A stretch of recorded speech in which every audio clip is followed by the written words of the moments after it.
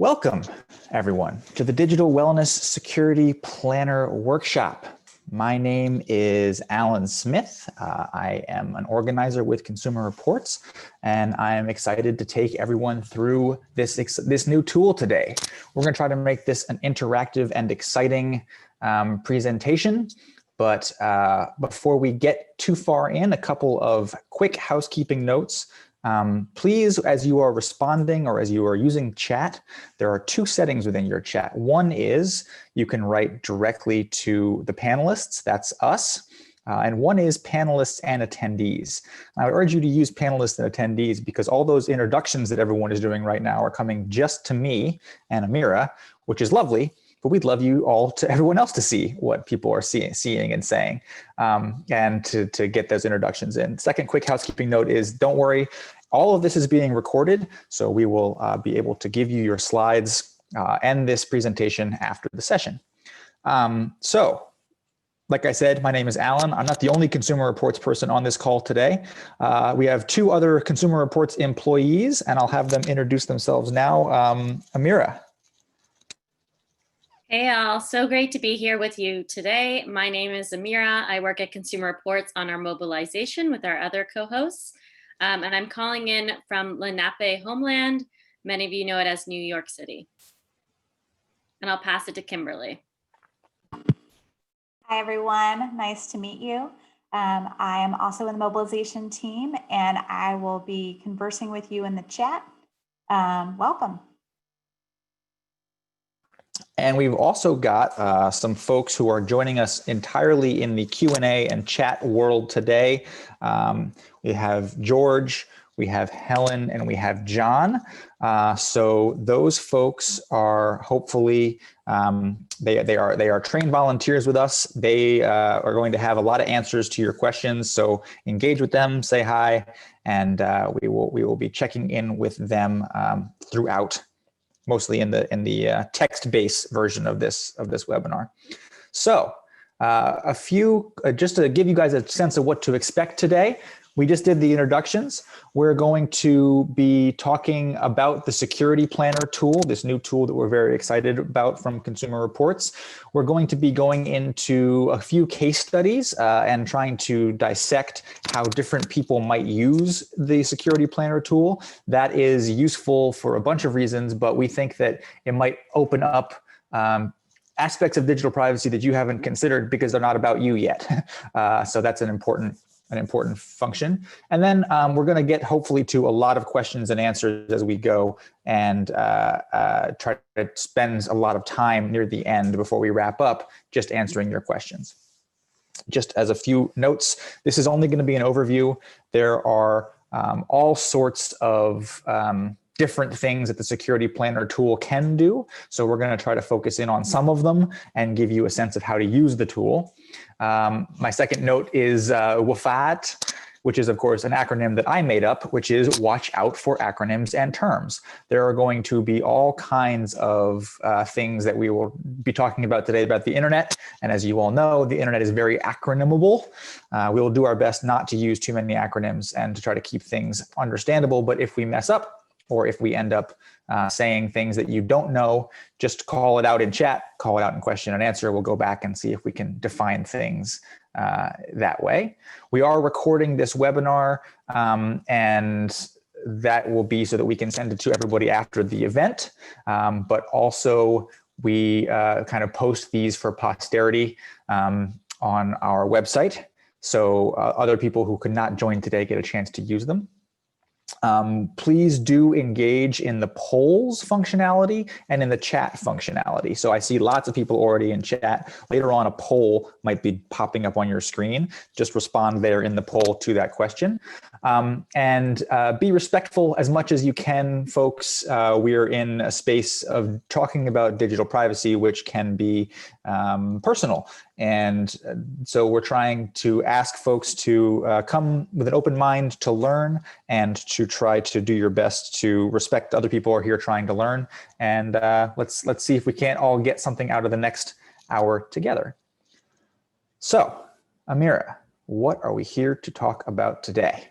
We are here to talk about our newest tool called Security Planner and how to use it so that you can find customized solutions to protect yourself online. Many people have asked, do I need to be a Consumer Reports member? Do I need to pay for this? Do I need to input my private data? And the answer to all those questions is no. This is a free and easy to use tool for anyone, and you don't need to actually put in any sort of private data. We want to be here today to share how can you use this tool, get a little bit of understanding of your needs around security, and talk about how the internet is changing as a result, and using this tool right now in the moment to secure yourself, but also being able to come back to it quite often, as both we are adding to it at Consumer Reports, but also it could be a tool for many different problems you have along the way, whether it's now or in the future. So whether you're new to security planning or whether you've been around this for a while, we know this is a tool that's been really helpful for many type of people. And while you were here in the chat and in the call, just want to call out that we do have people that are coming in from different experiences. So just be patient with each other and feel free to share resources and dialogue that might help each other along the way.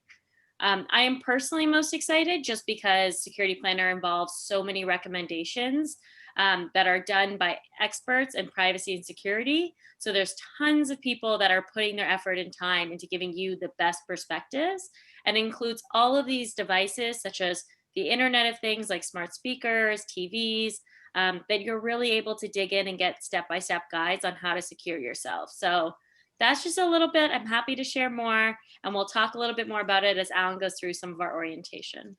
Yeah, so the way that Security Planner works, and hopefully some of you have gotten a chance to mess around with it before getting here. We put a link in the chat. There's also going to be a link in your reminder email. So you can hopefully find this tool at some point. But the goal of Security Planner is to take you through 3 quick rounds of questions, and then depending on how you answer, it creates a personalized set of recommendations that are good for you, that are the things you need to do, and a way of ordering them and thinking through them in terms of priority, in terms of what they cost, things along those lines. So if you haven't, or maybe you have, but the first set of questions that Security Planner will ask you is, what device or what set of devices do you use most often when you're accessing the internet? That might be something that changes over time, so you can always come back and update these things. And then it also might be a thing where you expand or contract over time. Sometimes you suddenly need a baby monitor, or you decide you do want that smart speaker. Then once you've identified the different ways that you connect to the internet, Security Planner will ask you some basic things that you might be worried about. Not isn't necessarily worried about, but things that you think are important about your digital personality. Maybe you're particularly worried about identity theft. You want to protect your identity.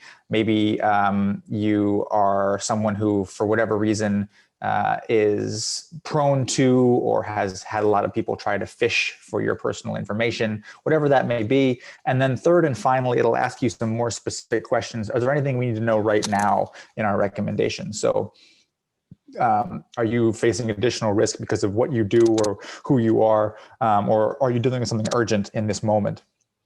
So once you answer all of those questions, it will put together this profile. And that profile can be, as Amira mentioned earlier, a coherent checklist for you to come back to. And then there is also a way of reorganizing the information depending on whether you want to do something right now today that's easy, whether you want to do something free versus paid. All of those kinds of questions are accessible.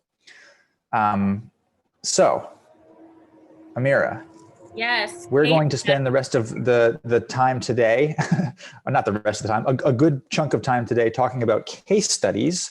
Why? Well, case studies are great ways to walk through different scenarios that are based on the different problems some people are having.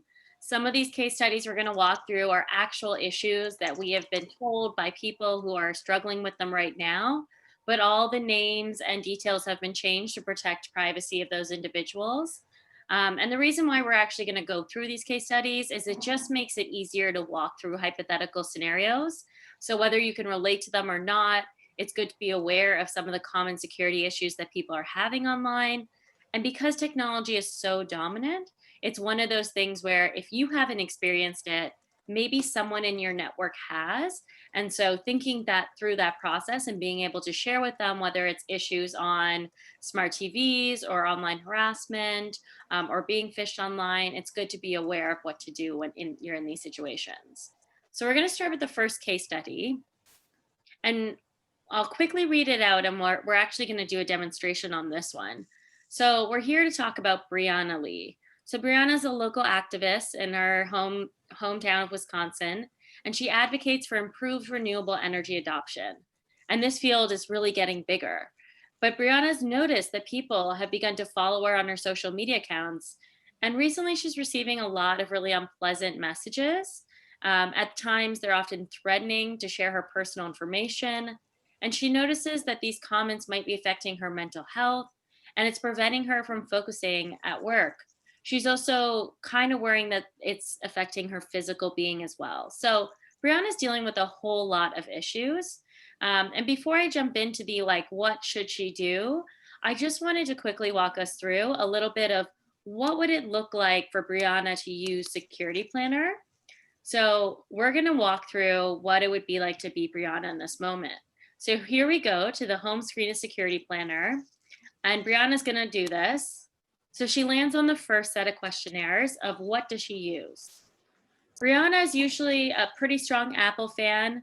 I know we've talked. So she's using the iPhone and a Mac computer, but not much else. So we're just going to click next. And then Brianna is going to select what does she want to do. So she really wants to be able to lock down her social media account so that people aren't able to see her private information and potentially keep it private. She wants to keep her important information safe online so people aren't able to access it. And she wants to be able to protect herself from online harassment that is potentially happening right now.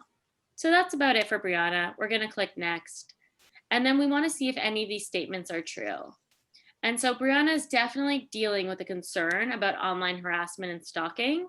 And depending on the stage Brianna's in, it might be an urgent issue or not. So I'm going to say right now it is not an urgent issue, but it has the potential to become one. So we're going to get Brianna's results. Completing your Security Planner plan is literally just that simple. You're able to answer a few questions and you get this great screen of all of these responses for you. So over here, Brianna's top priority is to get help responding to online harassment.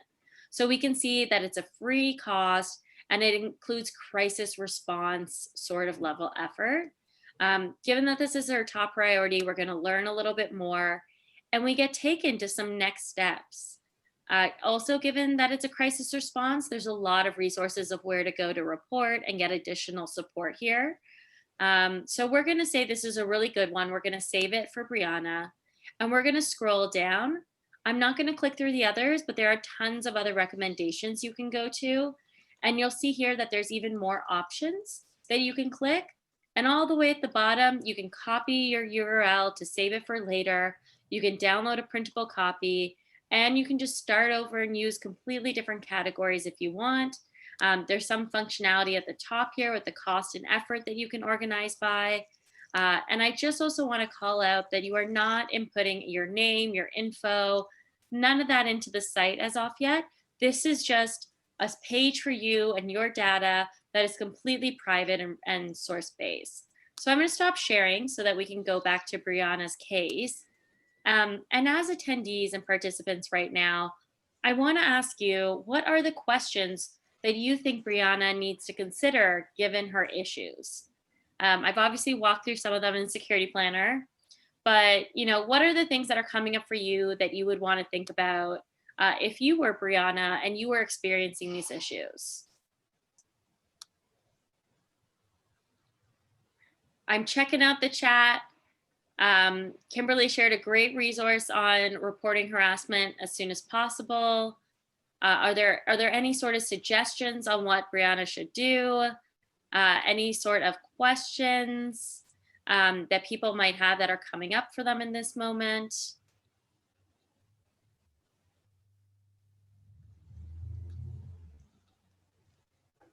All right, we've got how do you protect yourself without minimizing her activism? That's a great question. That is something that Brianna's going to have to consider. She's going to need to talk to people. She's going to need to lock down her Facebook and social accounts. Can she block people on the platform? That's a really, really strong advice too. There's so many great comments coming in here. Check her privacy on her phone. So yeah, there's phone versus your actual accounts. You want to do both of that. You want to report these threats. Thank you for sharing all of those great pieces of feedback. Some of the questions that came up for me about Brianna were, was there a trigger to this unpleasant event? So was Brianna's name listed in an article or place online that drove all this activity? I similarly wanted to know, did she report these messages when she got them? I know that it's not so easy to report on a lot of social media sites. I actually wondered if Brianna had searched herself online and reviewed any of the security or her profiles to see where she's sharing private information and how to minimize it or change the privacy settings in those places. Totally locked down her social media. I was wondering if she had done that. Also, she looked for resources online. And I also was wondering, like, where had she reported this behavior? So I'm wondering whether she reported it to her employers or whether she's reporting it to other people and what are the steps she might take. And yeah, there's a great comment here of, does she want to set up different social media accounts, one for work, one for her personal, to kind of build a bigger divide there? All right, those are great starter discussions. Let's start with our first poll, which is all about a term, doxing. So whether you know it or not, the polls just popped up, and we're going to give everyone about 30 seconds to click. Don't worry about having the right answer, the best answer, just do what feels right. And we'll talk a little bit more about this in 15 seconds. But doxing is a very common term of what is happening to Brianna right now. And so I know there's a lot of people saying they're not sure, and I wonder whether people have not heard it before. So if you have not heard of the term, do let us know. That is a good acronym to call out on. All right, I think we've got it. Just say that for those of you who didn't see poll popping up on your screen, don't worry about it. You can answer in chat or you can just play along at home. There's going to be no score or final grades. Definitely. I am hearing a lot of people say they have not heard it before, which is probably why we have 53% of you said you were not sure what doxing is. And that makes total sense. So doxing, the right answer, is the second point, which is a web-based practice of researching and publicly broadcasting private and identifying information about an individual or organization. So in this case, people are finding information about Brianna and they're sharing it about her online without her permission. And that's what doxing is. And it is totally inappropriate behavior, but often quite often happens to individuals online who are facing harassment. So there is a term for it. It is serious, and it is something that we should all be aware of. And what does that mean, and how does it play out both in these situations or others? All right, so when we think of next steps for Brianna, there's a few things I just want to highlight here. I do want to encourage Brianna to search online, see what information is out there. I do quick searches of myself every few months. It often actually looks quite different. So I find new things and new articles that have popped up, and I want to be able to understand what new platforms I'm joining that are popping up. I do encourage everyone to report harassment as soon as it happens. It's harder to find these versions on the site, but they are there, and they are tools in which we should report and take screenshots and document. Update your settings frequently. Many of you have this, whether it's on your mobile device, whether it's on your social platforms. And amongst all this, limit what you share online. Make sure you're not sharing your location, specific details about your address, anything that would be really personal and identifiable to you in case others happen to see it or use it in a very inappropriate way. And Amira, lastly, I'm seeing sort of a general question across chat and platforms. So we have a good resource already in chat about where to search yourself to make sure that you're removing listings. But where do you think about when you say to report? To whom and at what moments? to report like the Like actual when harassment. you're reporting harassment, how do you think about like when do you report it to the police versus whether you report it to Facebook? Whether like how do you think about who you report it to and under what situations? Yeah, there's a few questions coming up, so we'll do this one, and I see the others there as well. I would say your first step is to report on the platform itself. So there are tools in Facebook and Twitter and Instagram and all social platforms that is a reporting function where you can flag and report things for being inappropriate. As soon as that's flagged, there are reviewers who will be checking on it and alerting the users involved. And so that would be my first step. I would take screenshots of the actual interaction in case they are deleted or otherwise. So if it is an ongoing problem, you can report and continue to report it. And then obviously if the situation escalates to a point where it is actually affecting your physical safety and potentially your mental safety as well, that is the time in which you would take it to measures of security personnel or others. And somewhere in there, I would definitely report to my office who can help with social media support in any sort of way. And then any others who might be involved, whether it's organizations or not. So there are a series of steps. I first start with the platforms and work your way up depending on how serious things are getting. And then there's another question on when I say update your settings, what does that mean? And so I want to be clear that when I say update your settings, there's a lot of things you can do both on your devices and on the platforms. And so when you go into the platforms, if you go into your settings, you're able to restrict who can see your post or your comments or your activity. You are able to limit the number of people who can actually engage with you. You can turn your comments off if you want. There are many ways in which you can do that if things are turning out to be harmful or otherwise. And then on your actual device, I would go into your settings as well and change locations. I would change what you're sharing with who. Some of these things are just basic digital privacy features. And then some of these things are definitely just very specific for each platform, which you do have to go in and individually change it in your Android or iPhone device or others. And then, yeah, I am noticing some people are saying take a break from social media. I worry a lot about the mental health of individuals when they're online, and taking breaks are really good for them. And these are things we do want to constantly consider. I know there's a lot of questions coming in. I'm going to keep trying to answer them. I'm going to jump into the Q&A as well, but I really am excited to jump into the next case study. So I'm going to pass it to Alan to keep going. All right, case study number 2. Meet Jorge. We're not going to take Jorge through the security planner the quite way we did with Brianna, but feel free to imagine what you might click as we go through here. So as part of his recent retirement, Jorge likes to regularly read the news and search online to find new products to purchase. But one day, the deal site that Jorge regularly purchases from sends him an email with a flash sale that reads 50% off the cost of a gift card. Get instant savings that can be applied to your next purchase. Well, Jorge, like all of us, knows the holidays are right around the corner.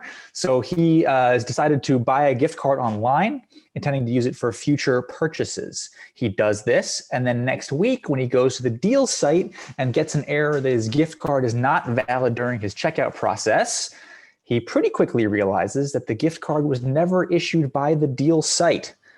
Uh-oh, that stomach drop moment. So what do you all think? What should Jorge do now in this moment? And then what should Jorge think about in a larger question about how, say, he uses the internet? Get in that chat. I'm seeing contact his credit card company and put his freeze on the card. Yes, absolutely. Probably freeze his credit card. Probably freeze his freeze or cancel the individual credit card, maybe put a freeze on his credit overall, because you can guess that maybe that credit card number is out there in the world. I see report it to the bank. Bang, that's fantastic. Also reporting it to the site, that's very good. Dave says change all passwords, which I really like. One of the things that one of the big problems that many people have with passwords is they use a same or similar password for multiple sites. So if you lose one password to a phishing scam or to someone looking for your information, then you've accidentally lost everything. Let's see, what do we have here? Before purchasing, check that the vendor is legit. I like that. Contact police and report the fraud. More skeptical about offers that are too good to be true. I'm seeing some version of that from Bill and a couple other people. I think Helen said something like that. This is too good to be true. And then someone is asking, was this phishing? Yeah, I think generally anytime someone is trying to get information from you or get money from you without being honest in how they contact you online, then it counts as phishing. So I think that would count here. Fantastic stuff in the chat, y'all. Keep that coming. Let's see, use PayPal in the future. So PayPal as a recommendation, that's a very interesting, so it's a third-party application that holds money and delivers money for you. And one of the benefits of PayPal is that you can, in some cases, dispute a transaction more easily. And I think that we will get to other things that maybe Jorge should do, but in the meantime, I want to get to our second poll here. True or false? Reporting a fake email can help prevent others from being phished. So you should see a poll pop up on your screen. Reporting an email, does that help the other folks, or is that just a what do you think? Is this a true statement or not?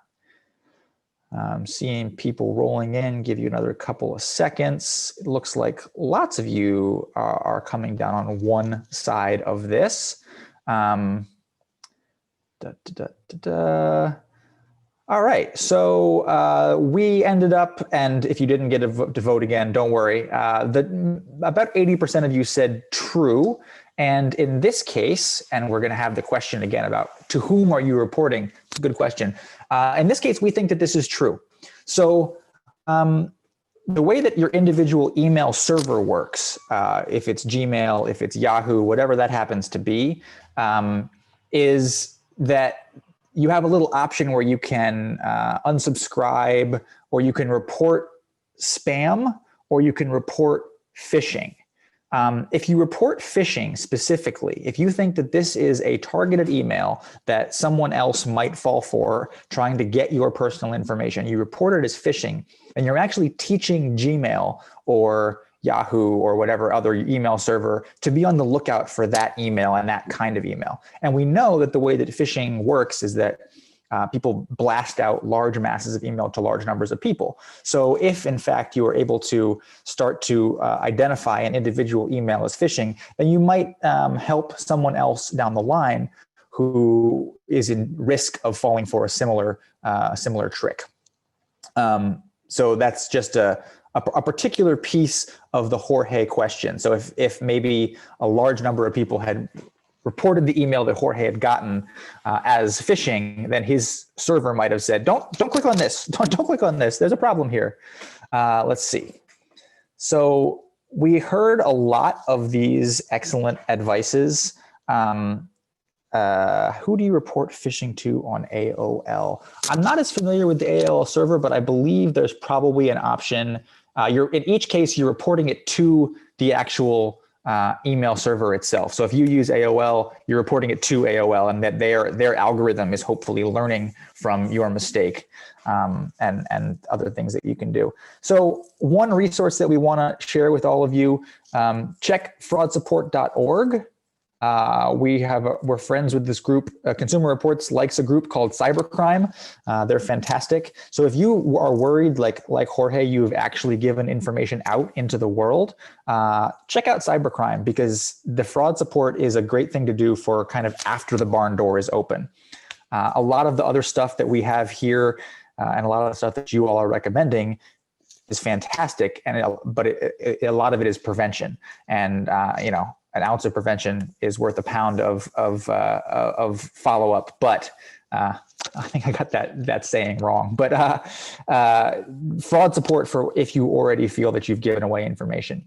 So when we were also asking report to whom, if you believe that there's a phishing attempt, you can report it to the FTC, as well as the company that is being, that in Jorge's case someone was pretending to be, and also your bank. But the FTC does in fact take down and attempt to go after phishing attempts. So the FTC is an ally in this.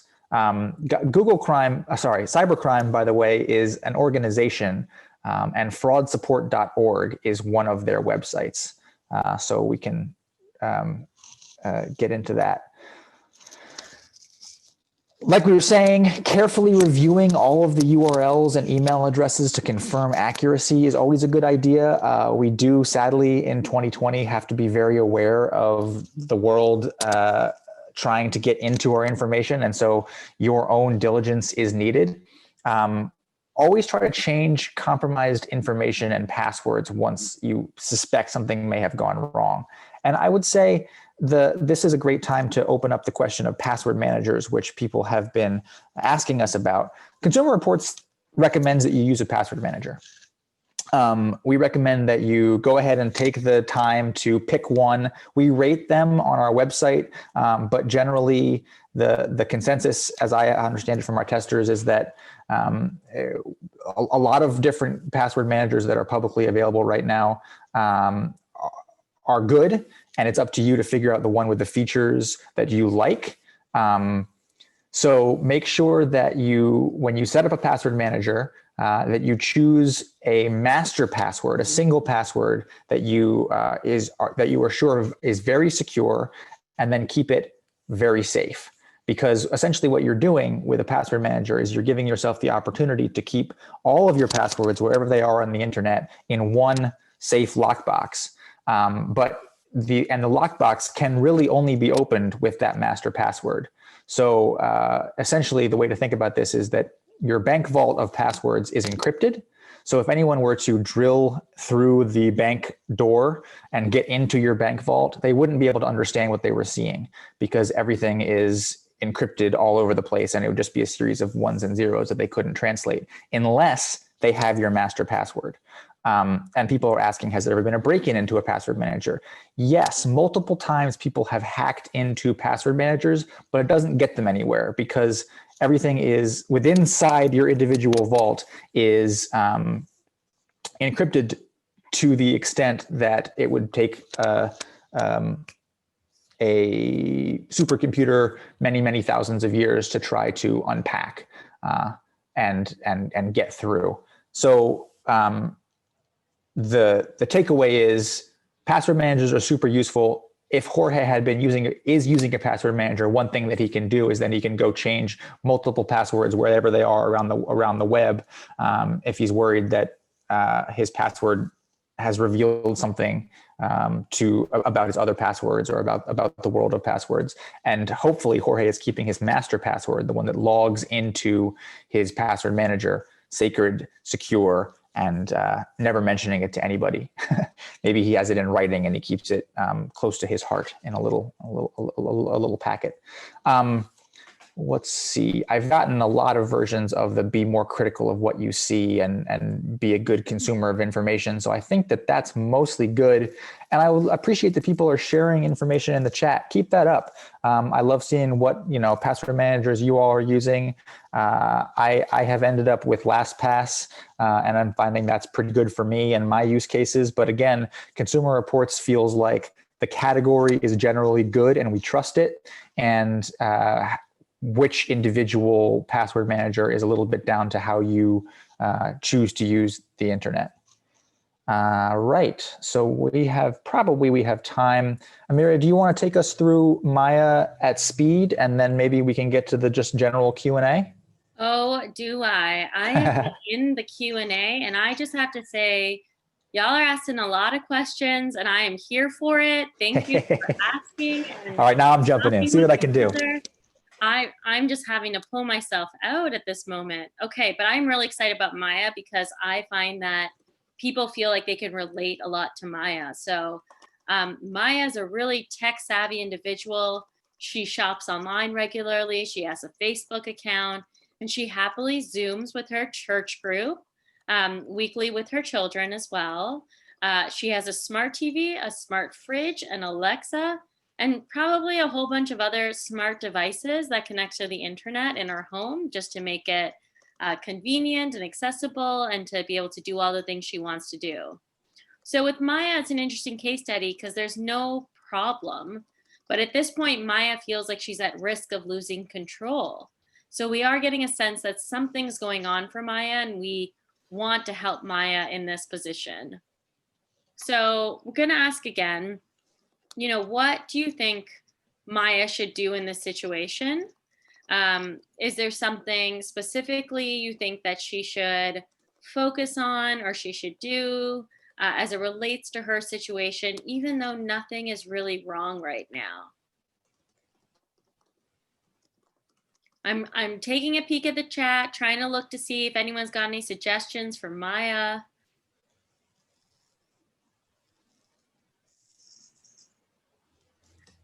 Review settings, reduce the number of devices. Maya should attend our call. She should check her security settings. I like how you're all into the security settings right now. Segment smart devices from home computers, get rid of products she might not trust, pull the plug. Everyone wants Maya to take a break, reset her router, protect her router, use a VPN. Oh my gosh, these answers are flooding in. Check out her credit report. Do a double guess of what devices are recording for you. Use a multi-factor authentication. This is one smart group. And I said a lot of things. So if you need clarification on what they are, just jump in and ask us. I think those are all really appropriate type of questions. And so I'm going to just jump into the poll and we can have a discussion around this right after. So the poll is where a lot of people have already been talking about in the chat. It's about virtual private networks, and so known as VPNs. This poll is asking you which one is not true. Again, if you aren't able to see the poll, just give us an answer or have an answer in your head. What is not true about a VPN? So I'm looking for some answers. Is it the VPN can't protect your network or ISP for learning things about your online behavior? A VPN can fool an app or service thinking about you're connected to the internet. Can it protect your machine from malware, viruses? And can it view content that might otherwise be blocked on the network? Okay, we've got a lot of different answers coming in. So I'm going to stop the poll and share with you all right now. A 42% of you said that a VPN can protect your machine from malware. And that is in fact the correct answer. So a VPN cannot protect your machine. You might still click on a link that proves to be a bug or a virus or filled with malware. So that is something you really want to be cautious of. And even though 42% of you picked that, the rest of you are all very split on the other options. So there's a 27% thought that a VPN could not view content you might otherwise be blocked in the network. And in fact, it helps you get around those firewalls. 20% of you thought a VPN could fool an app into thinking you're connected to the internet from somewhere else, and it actually can. And a VPN can prevent the wireless network or ISP device you're connected to from learning certain things about your behavior online, because what a VPN does is it scrambles your details and your location. So instead of just pointing at your specific location and your details, it sends it through an array of mazes so that by the time someone goes to look, they're not able to pinpoint your exact location and your details. So that is truly, in essence, what a VPN is. So I hope the people asking in the chat right now, what is a VPN? That gives you a little bit more of an example. It hides your activity that you're doing online, your personal information, so people can't track back that this X person went to this site at this moment. It makes it a little bit more secure when you're going to sites on sensitive information or sites that you don't want other people to see. So you can use a VPN on your mobile device or on your computer. There are many ways to use a VPN. And that being said, I don't know if you need to use a VPN all the time on everything. I personally pick and choose when I want to use a VPN, or depending on where I am and what sort of activity I'm doing at the time. And so when you're thinking about how to use a VPN, there are VPN options online that you can go to and download and use as an add-on, and instructions on how to enable it once you get there. Because they're all different, this looks a little bit differently for different VPN. And so you then have to enable it on your screen once you want to use it. All right, there's still more questions coming in about VPN. Alan and I know that this is the most popular topic of all security for everyone. So we'll continue to try to answer those questions, but I want to go on to some next steps so we can leave enough time for question period. Some of the next steps for Maya specifically would be she could use a security planner. Security planner offers a lot of great tips on securing your smart devices. So whether it is that speaker or that TV or that phone or her lights, the security planner tool really does allow you to see how this whole internet of connected world in your life can be used appropriately. And so this is something for her to consider. And then limit potentially her smart devices into what she must need versus does not must need. Another comment is to unsubscribe from zombie accounts. And so I am going to call myself out on zombie accounts. I know that is something that is not common to everyone, but zombie accounts is usually accounts that have been not deleted or are old or are coming back from the dead. Sometimes you might have thought you deleted them, but you didn't actually delete them. Or sometimes they're just accounts that you haven't used in like 10 years and they're still there. So you might want to use sites like Have I Been Pwned or others that people have mentioned in the chat to get a feel for what are the places and accounts you still have online, and then go in and start deleting your information and deleting your accounts. We went through VPN because this is an opportunity for Maya to set up a VPN because it would be safe. And then another option that we've talked already about is using a password manager so that if anything happens to one of Maya's accounts, she knows that she can be secure on her other ones, and her password is easily updatable and secure, and that people will potentially not be able to access it if she uses password manager and two-factor authentication and others.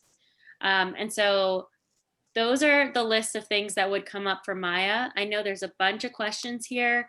I'm going to answer a couple of them before we quickly move on. But someone's asking, how do I delete zombie accounts? Now, the truth about zombie accounts is that you sometimes don't even know they exist. You've forgotten about them, you don't realize them. So the first step is to find a zombie account. Maybe you remember these tools that you used that you no longer use. Maybe for me, it's my Pinterest account. I'm like, I don't use that anymore. Why am I keeping this open, and why is my information being shared on there? But in some cases, I don't know. So I would go to sites that allow me to search and find them online. And then I have a couple recommendations here.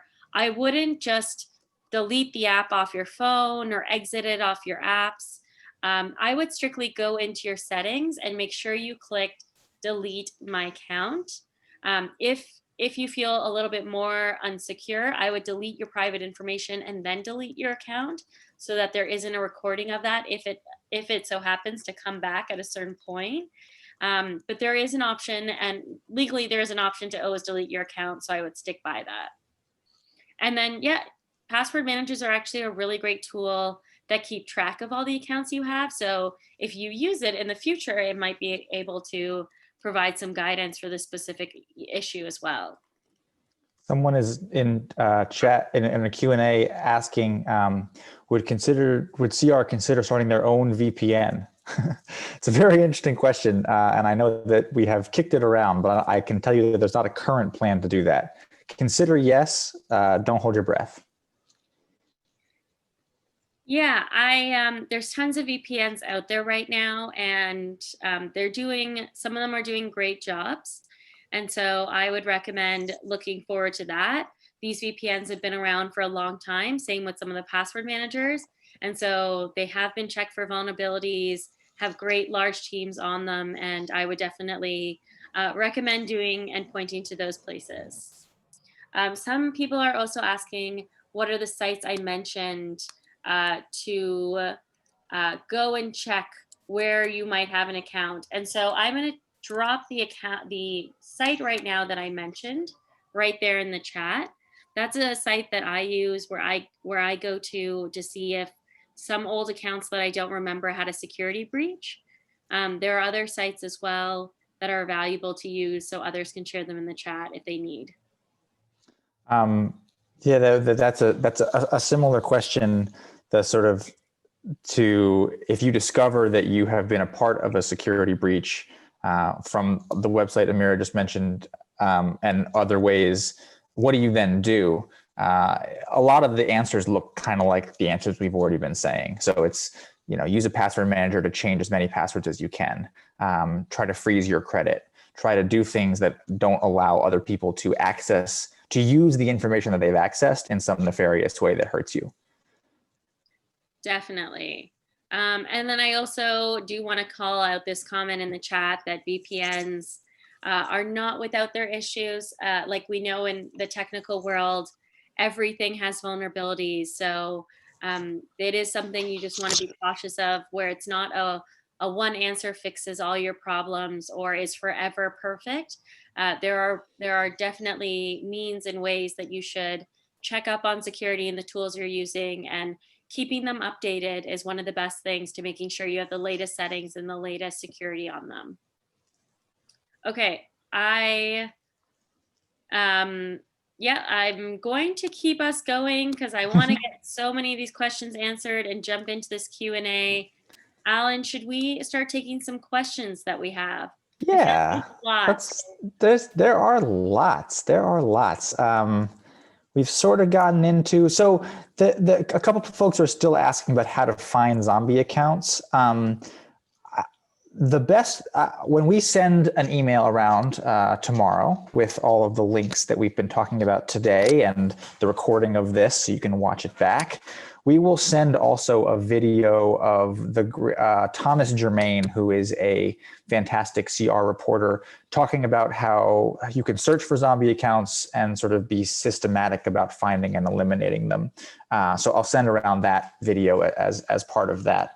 And I think that for those of you who are still trying to figure out what zombie accounts are and what that means, that should be useful. Let's see, still a lot of questions about VPNs. It's going to be hard for us to answer sort of specific questions about why a VPN is working faster or slower on your machine, and the general consensus of like which VPN do you use. I think one thing that Consumer Reports is pretty sure about is that a lot of the free VPNs are a little dodgier. We don't recommend. We actually recommend paying for a VPN if you do want to use one. Often when you see free software on the internet, you have to ask yourself a question about, how are they making their money? And often it means they're making their money off of you in some way, shape, or form, your information, your data. Let's see. Got any thoughts about the Tor browser, Amira? Yeah, there's tons of different tools you can use for your safety online. And so people, depending on how private and safe you want to be, I can definitely recommend certain ones that I personally pick. And so this is a preference. I use the Firefox browser. Many people also enjoy Brave. And then for actual browsing, I use DuckDuckGo. And then others enjoy Tor browsing as well. And so there are different tools to use that do put your privacy and security first. And when I say that, I mean they don't sell your data. They don't do huge advertisements. They try to have more fair and equal ways to display on the web, and they do a lot more to protect your security. So I'm a Firefox DuckDuckGo person. That's because I do want to put my privacy and security first. And So there are definitely ways and steps you can do to get around from these other monopolies. So Google, who most definitely does store and sell your data quite often online when you're using their products, whether it's browser or Chrome.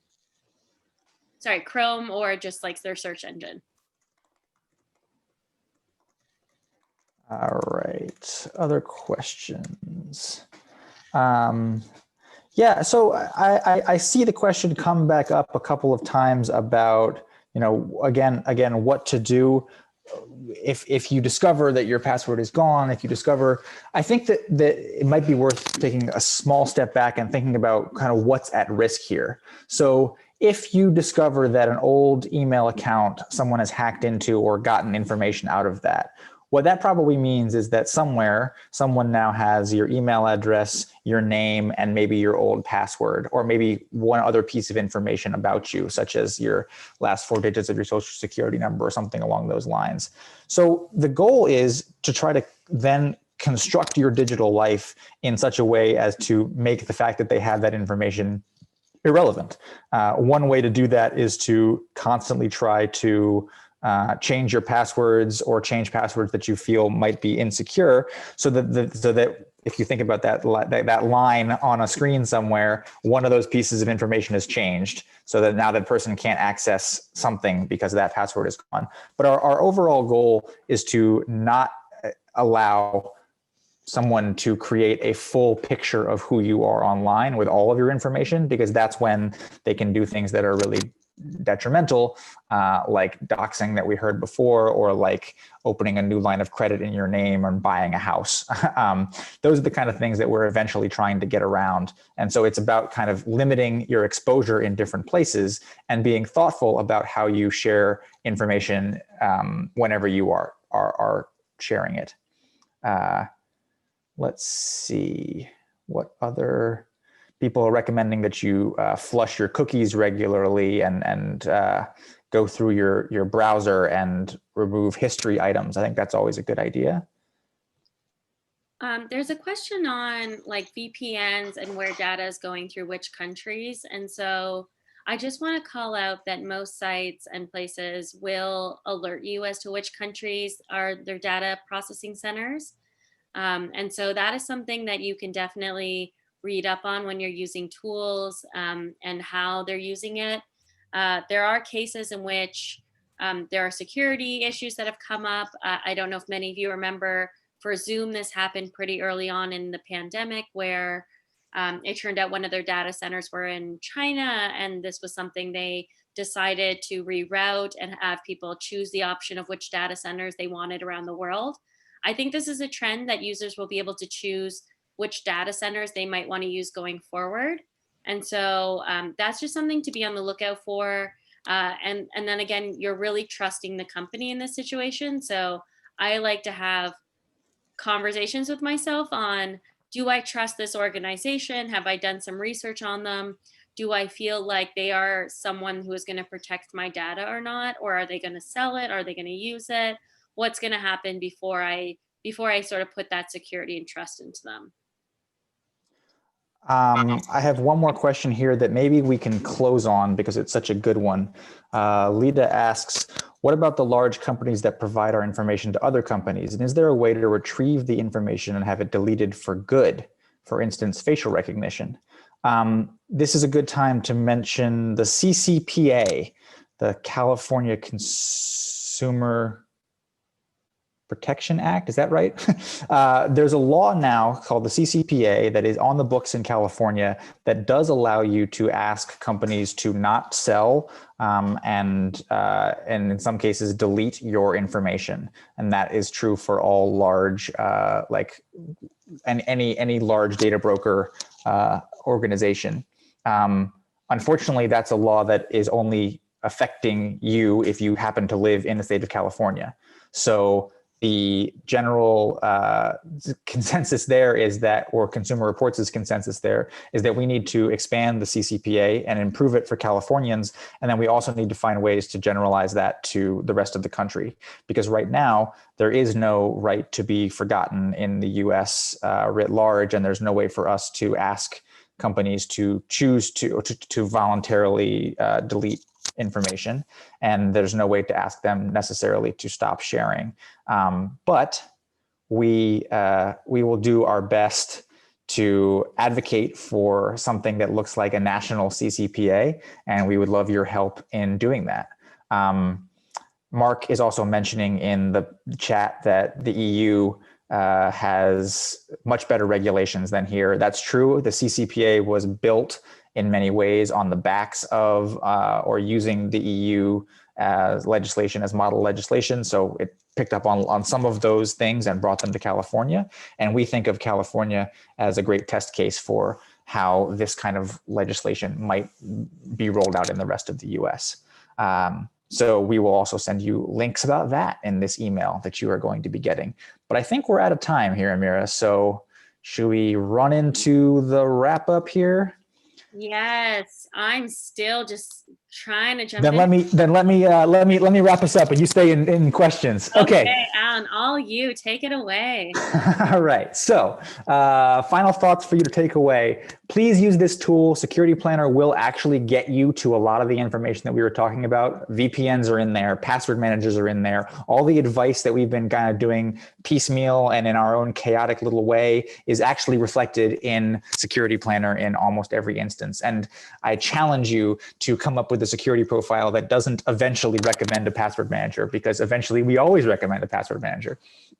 Don't forget that the tool is great as a checklist for you. It'll create a unique link that you can come back to and visit again later. But also you can use this tool to help your friends and family. If someone is trying to figure out a way into the digital privacy world, they know this is important, but they haven't really done anything.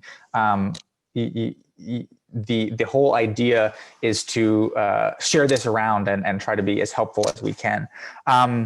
Try not to be one and done with how you use this tool. I think of digital privacy as a practice rather than a one-off. And I didn't used to think that way. I used to kind of do a bunch of work and then I would check back in, and a few months later I would have let it all lapse again, and I have to kind of recommit. Think about it like a good workout or a plan or a good diet. It takes some time to become part of your pattern and your life, but don't give up. Report back, keep going back to the checklist, and keep it coming.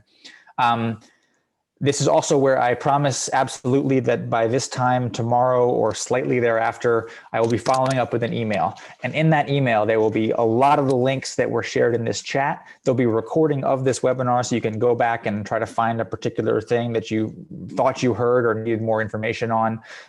We would also love any suggestions for future workshops. Some of our past workshops have included how to use a password manager, how to think about phishing and avoiding phishing. And I'm dropping a link in the chat right now, which is some of our past webinars. You can go back and look at things we've done in the past about what broadband is or how password managers work if you want to drill down on those things. And we want to know what we should work on in the future.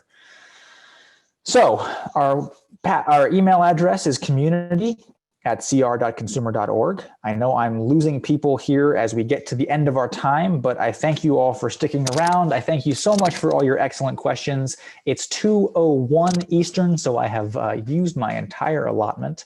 So I think we will end up concluding there. I'm just gonna go ahead and drop that link a few more times, because one more pitch before everyone leaves.